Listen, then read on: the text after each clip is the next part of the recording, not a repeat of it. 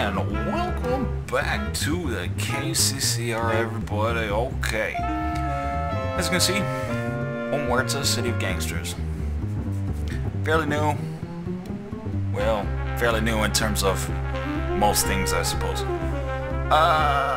It's a little different from the typical character creation in regard that,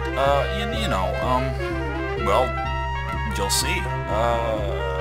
Yeah, let's just get to it. So when you start the game, you're brought to this screen here. You've got your options: sandbox, multiplayer, load, continue, new game, your achievements and credits and all that jazz. You know, pretty good stuff, pretty necessary stuff, I suppose.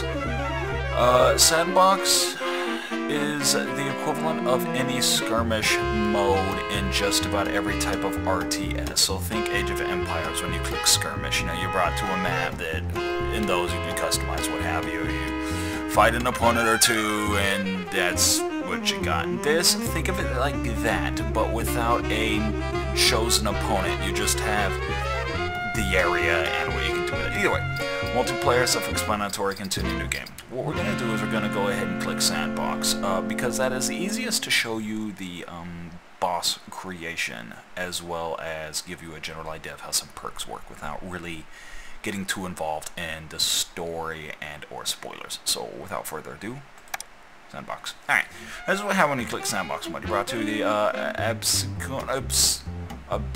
Lighthouse, North Carolina Avenue, Illinois Avenue, and Downtown Avenue. These themselves, as the descriptions say, explain a little bit about what it's like, but ultimately what it is the size. Like, this downtown's pretty big. The Lighthouse is a fairly small area. Yes, this is the only 4 you have. You can count that as a negative if you feel inclined to do so. I can't say it's a positive. Either way, the other difference is interference of the police, and that is a system of which I'll show you once we get into the game. So we're gonna go ahead and click the Lighthouse because there's less police interference due to whatever. I guess they don't feel like it. So we'll click that. Now this is where you name your boss. The character you create, for all intents and purposes, is the boss of, yeah. So we'll just that. This is your portrait. It counts as your thumbnail for your boss, and I believe that's all it is really visualized on. As you can see, I'm struggling in my head to think about it, because I know that you have your own avatar when you're doing combat missions. Problem is, I don't know if it's relevant to the portrait, and the only one I ever choose is this one right here. Now, this is where the creation aspect truly is, versus, you know, ooh, you got a portrait and a name. That's not character creation. Fair enough. Here's where it is. You have a base of 6 in all your stats. These stats among themselves represent certain parts of your character and what they are good at or otherwise bad at. Muscle, as it shows, knocked my headphones out like a fucking idiot. I'm such a professional. It dictates, as you can see, the distance at which they can move and how good they are with melee weapons. Melee weapons being such as brass knuckles or bats and things of that caliber.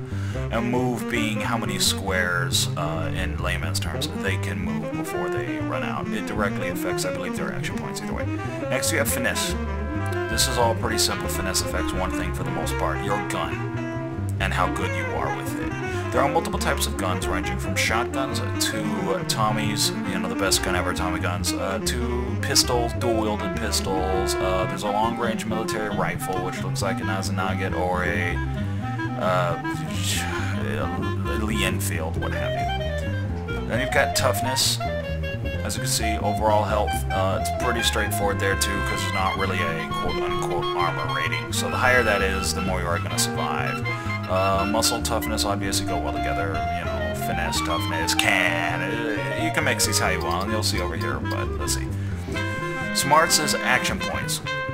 You know, you have muscle and action points. See, movement requires a certain amount of action points, and if you have, let's say, more movement than you do action points, you obviously won't be able to move. Action points are what you, well, straightforward. They affect how you can act in combat. How many times you can act in combat. Certain different weapons. The rifle versus the pistol versus the dual pistol versus brass knuckles have basic attacks and some skills directly tied to that weapon, and each of those requires a certain amount of action points to do. And if you do not have those action points, then you cannot make the attack, or otherwise you just have to wait, etc. Guts. And yes, I'm actually reading the skill because I admittedly have not actually put a lot into Guts. Alright, I know what it's talking about. So every time during combat, let's use when you first get into a fight, or any form of combat situation, and you have a team of 3. If you have somebody with really low guts, and by low I mean like 2, 3, 4, and a teammate gets shot, that person may trip out. They may be like, oh shit, I can't take this. They could do anything from flee. You may lose full control of them for a few turns. They can shoot you or their allies. It's all around just a bad thing to have low of. But 4 and 5 I haven't really noticed too much on. I suppose a 1 or a 2 would just ruin the guy and make it impossible to bring to combat. Alright, then you have Cunning. Yeah, this is my favorite one, because the higher that is, the more action points you have, as well as a higher critical chance. So needless to say, Smarts, Cunning, and Finesse are like my favorite things. Alright, so those are what the basic stats are. They're all pretty straightforward when you hover over them to give you a general idea. And they, as I said, affect melee or gun. So I mean, when it comes to Finesse or Muscle, that's how you plan over here, but ultimately that's your hero. So the way this works is when you're creating a backstory, if you will, you have these little questions and you can choose an answer that is based on what you feel is necessary, or if you're the kind of person to do so, you can just min-max and take whatever over here affects it. So there is none of these that give you +3 to everything. Every time you get one of these, no matter how many, which one you choose, it's always going to be negative one thing and plus the other thing. So there is no like 9999999 character. You're gonna have some lower stats. So you grew up in a small village in Sicily, your childhood nickname was yada yada yada. You know, you choose one. See, this is Cunning Smarts, this is Smarts and Finesse, this is Toughness and Finesse but negative Smarts. As I say, I like Cunning and Smart, so we'll take this. Notice it changes your stats up. These remain the same because it didn't affect them. But oh no, I'm all of a sudden worse with that. 5 is decent. The maximum stat you can have in a thing is 9. So, I believe it's 9. It could be 10, but I'm pretty sure it's 9. So a 5 in it isn't too bad.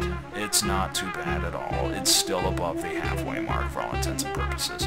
So, but Smarts and Cunning raised. Right? So you come over here, you grew up, blah blah blah. You can choose whichever one. So you see negative Cunning, but Guts and Muscle. Well, that's redundant, or detrimental to what I'm doing here, because if I give that back, then I would lose, you know, Guts. But you have Smarts, Toughness, Finesse, Smarts, Toughness, Guts. So you have to choose the lesser of 2 evils. So you choose Smarts and this, and you get rid of some Toughness. So that went up, this went up again, and you can see that, yeah, the Toughness went down. So you come over here, and it's all answer these. So I'll just pick like some that and that. So this is generally how the characters I make turn out. I've got 4 Muscle, 4 Toughness, and you know, it's 6. I'm back to 6 Guts, but I have a 9 in Cunning and a 9 in Smarts, which gives me an incredible amount of action points to start the game with. And that means whenever you do take a combat turn, you're going to be able to do a lot. You get an 8 in Finesse, so you're pretty good with guns. Now, while you have a 4 in Muscle, it means you can't do melee, but you're also going to have a much more limited distance in which you can travel. But because you have Finesse and all this stuff, you're good with a gun, so you really don't need to outside of getting to cover. And as I said, a 6 in Guts, so you're not really losing anything there. You're above average. And this is where you choose the difficulty of the game. I've played on hard, I've played on easy and medium, and the differences in this is the intelligence of the AI and how certain events are treated, but mostly it affects combat-based AI, and the harder it is, the more likely somebody with a rifle is going to pick off all your dudes before you can get to cover in any form of way. So much so that you may not even know you're dying until you're dead. So we're going to go ahead and click easy for this, just for the sake of representation, as we're not going to play the game.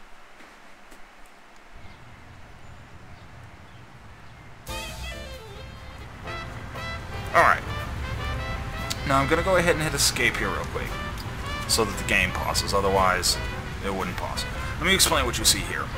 This is your mini-map. You can turn this little yellow box as just your view. If you come on, Come on, what the hell? Right, it's middle click. You can do this, you can turn if you're like facing the north and facing the south.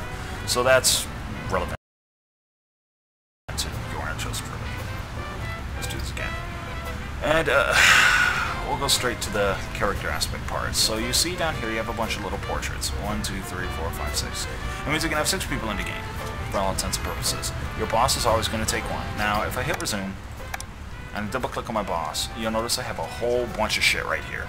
A whole bunch of crap. And all these things over here that you didn't see when you were creating your character. All of these affect these. So notice I have courage is fairly high. This is directly tied into your guts. I believe the higher the guts you have, the less likely that is to go down. Health, I only have 90.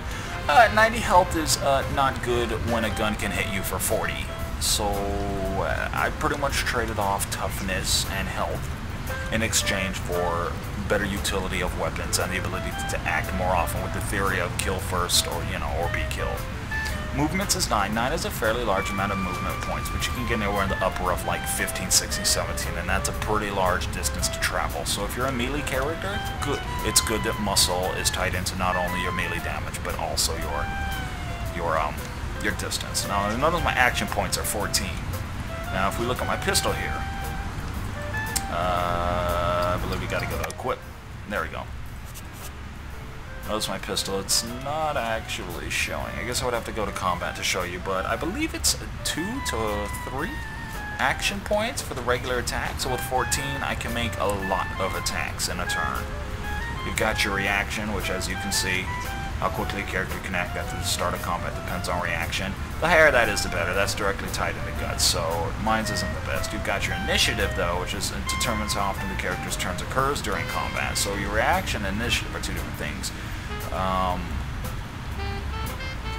Right, reaction. Okay, think of it like in D&D terms.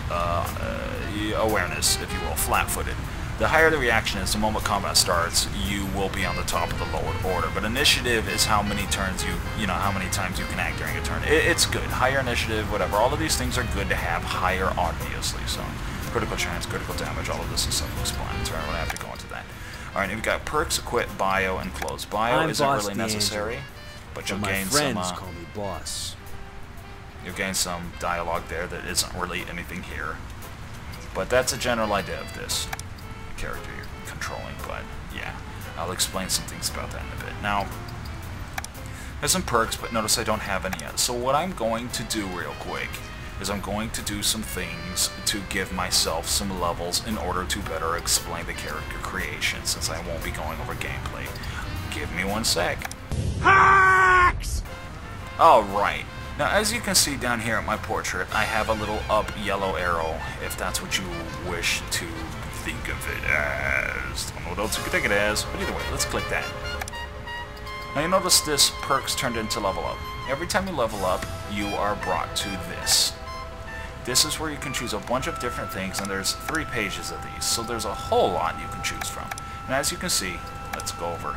There's level requirements, stat requirements, and things that they do depending on what you're looking at. So we'll go over here.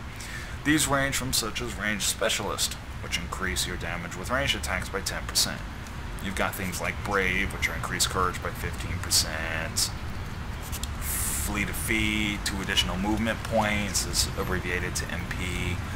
Melee Specialist, which is equivalent to Range Specialist, 10% damage. And you've got a whole bunch of good stuff here. And you choose whichever you want, so let's go ahead and click this, and as I said, again, another level. Long shot, notice that required blah blah blah, but that wasn't visible, did not having this, so you do that. Overall point blank range of projectile weapons increased with 5M. This is good, because the closer somebody, respect button, interesting. The closer somebody is to you, depending on the weapon used, the less the damage you do, but at the same time, the higher, the further away, the less damage, you might miss. Things like Tommy guns have really terrible accuracy at range, but are incredibly good at short range. So I believe what that can do is affect, 1, it allows it to shoot further. Why would you not like that? How could you not like that? And 2, I believe it affects how well it shoots at closer range, though I cannot, don't quote me on that, because I may be wrong. I haven't played this enough to be 110% sure about everything. You've got Sniper.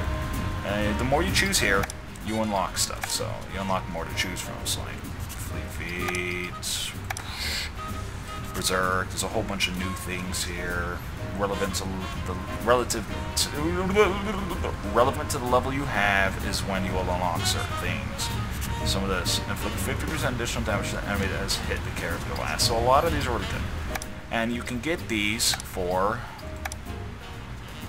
each of your henchmen. Now let's go ahead and explain the henchmen real quick. You don't necessarily get to create any of these guys. What you do get to do is choose their perks when they level up. Now let's get Squigs here, because why the fuck not? Each of these guys, if you double click, has a certain wage that they require paid at the end of every, I believe it's day, that you must pay that in your monies down here. If you do not pay that, they will leave your services. Not after the immediate time, but after a few times not paying them, depending on the character you have, they may quit, etc. And they all come with different weapons, but you can change those as well. And as I said, perks, but notice he's level 1, so let's go ahead and examine Squigs. Notice Squigs is level 10. That is because I leveled up my character to 10. And notice you cannot actually choose any of his things, but you can. Bam, respec. Now you can re-level him up, and you can bring him back up to 10, but you get to choose his stuff. So it's creation in the sense that you get to choose some stuff. As I said, though, it's more customization. All right, you can do that with all of these guys you get down here. And leveling them up doesn't increase the amount of money it costs to have them in your gang or anything like that. And each of them has a different talent they start with, so there's no harm in going ahead and choosing somebody solely based on that. But at the same time, you know, you can choose people based on, I don't know, I guess their portraits. Like I usually take Romeo and Juliet and Doc and Fix It and whatnot. Luigi over here, this guy scares the shit out of me. But so yeah. Let's go back here. Now, another thing I did was do this, unlock all the guns for myself. I did this for, what's the word I'm looking for? For purposes of showing you the different types of weapons and the general idea of how they work. Alright. Now, the first thing I'll do is point out that these things with the stars are considered the best weapons of their type in the game. Notice, though, there's only one pistol. Yet there's 2 shotguns, there's 2 Tommy guns, one dual pistol, 2 different types of knives. So, and I believe they each give a different type of thing, such as that's wider attack cone and plus 20 damage. This is increased point blank range and plus 20 damage. So, but the 1.1, 2.1, 3.1, these are your ranks. So consider that a 4.1, if you will. Now, as I said, you've got one-handed pistols, you've got shotguns, you've got Tommy guns. You've got rifles, you've got baseball bats, you've got brass knuckles, you've got knives, and you've got dual pistols, i.e. revolvers, dual revolvers, which is pretty cool if you ask me. Now, the knives, all of these weapons work differently in how they work, and they all have different, what do you want to call it, idle animations when you're in an attack mission, a combat scenario. So really what you want to do is choose something that you like, but at the same time you want to keep into consideration your stats up here. Like I could totally give him this baseball bat, and while the bat itself is fairly strong, he himself is not. So while yeah, he could hurt somebody with it, he'll probably die before he gets to an enemy. Now here's a good example of something. Let's give him this. Let's give him that rifle and go back. Now also notice he's 10, so he has an ability here that gain 5 AP, does not blah blah blah blah blah. And let's go find somebody we can attack. I don't think we have anybody to attack, so I guess I can't show you that. I believe the rifle's basic attack is something like 40 damage, which is all increased or decreased based on the stats you have here. So as I said before, a health of 90 with a rifle of 40 with somebody of an 8 or 9 in finesse is more than likely going to hit you. And obviously, if they hit you twice, it will kill you. So these things matter more than you think it does. There are hotkeys for combat in which you can push like WASD, I believe it's letters. And by pushing that, they'll do something like, actually I'll just go ahead and show you, because I'm probably very wrong.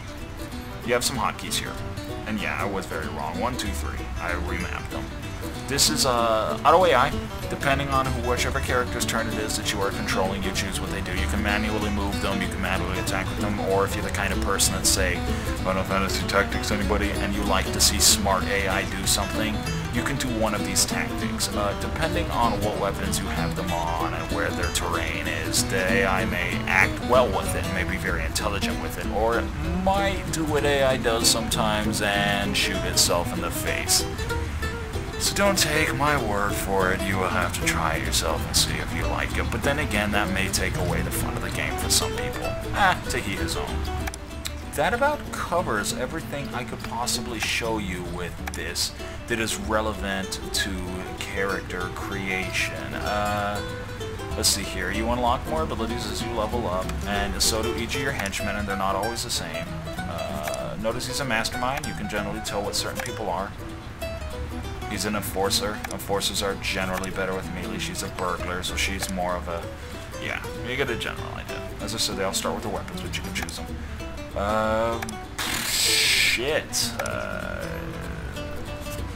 The differences in weapons are drastic. I suppose I can cover that.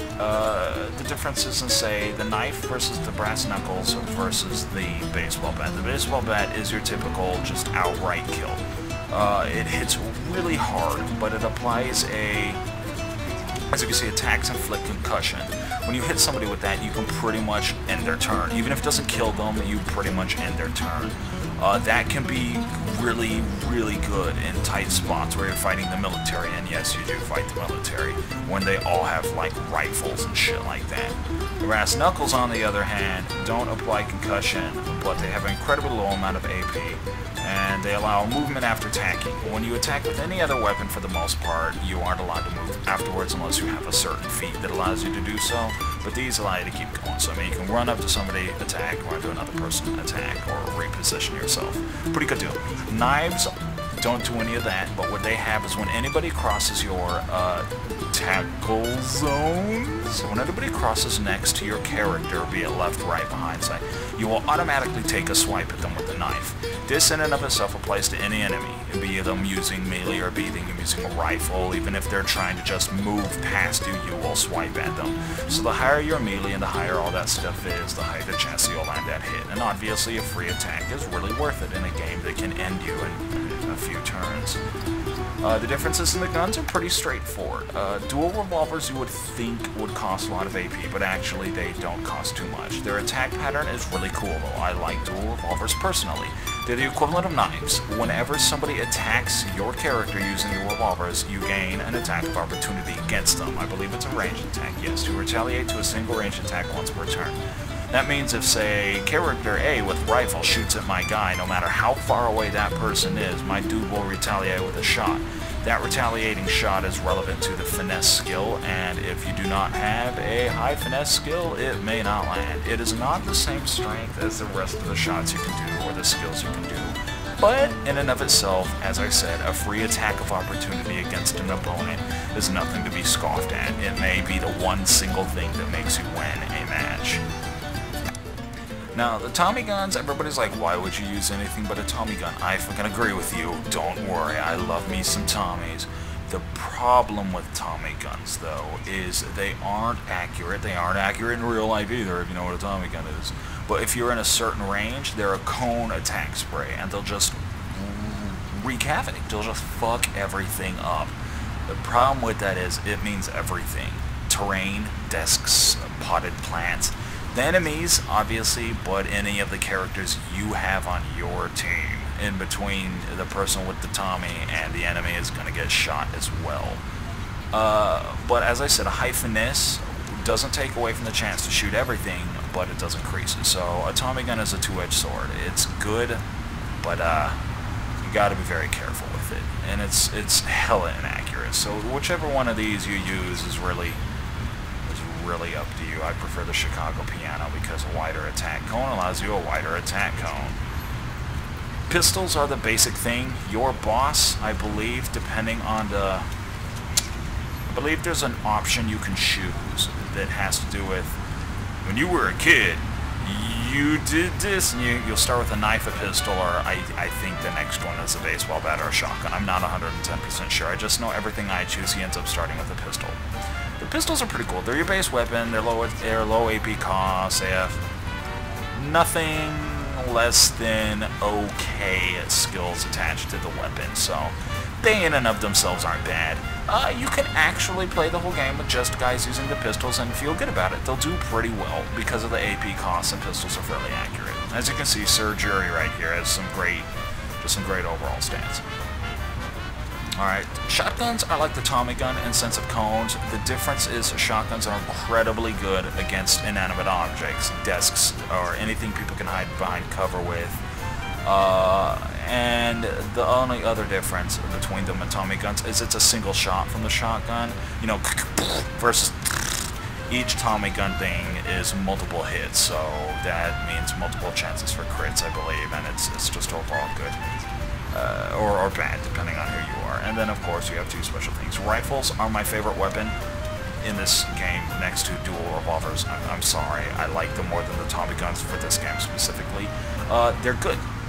They have longer range than any of the other weapons. They hit hard. The problem is they have a lot of AP in terms of weapon costs, and you don't gain a lot from them unless you have somebody with high smarts and cunning and finesse that can really capitalize on those guns. Otherwise, you're going to shoot once around, and you're probably better off with a pistol. So, all the weapons are very different. The differences in the non-special rifles, as you can see, is just 10 and 20% damage increase. Even with Tommy's is 10 and 20, and then you get the special guys, which have... Now, in sandbox mode, everything is random when it comes to placements. Some stuff you might get lucky and get like the Chicago piano, or you might just get this from the scenarios where you can acquire a gun. So yeah. Now story mode, you actually progress your character. It involves your character a little more and your gang a little more in what you do. But as I said, I didn't want to go into that because hey, leave that for you guys out there who may or may not want to try this. So that about covers Omerta, City of Gangsters. I guess I'll cover some small other things that aren't relevant to the base game. Okay, now you can mod the portraits. So let's go ahead and close this, exit out of here for you guys. Hit sandbox, hit this. You see these portraits? You can in fact edit these portraits. Much like you can other stuff. I believe the TOS says don't fucking do that, but hey. So if it says don't do that, don't do it. If it doesn't, whatever. But you can place a portrait of your own. There's a whole forum dedicated to it, I believe, on Steam that it'll tell you how to do that. So if you don't like any of these base pictures, or you're just the kind of person who's like, man, I would rather it be me, or I'd rather it be some anime boy because, hey, yeah, you can fucking do it if you want. Why not? It doesn't change any of the stats or how any of the game mechanics work, but, you know, some of you might be more interested in having not these books. Yeah. Like this guy. I don't know what's going on here. Yeah. That about covers it. The single-player campaign is pretty cool. Omerta, City of Gangsters, everybody.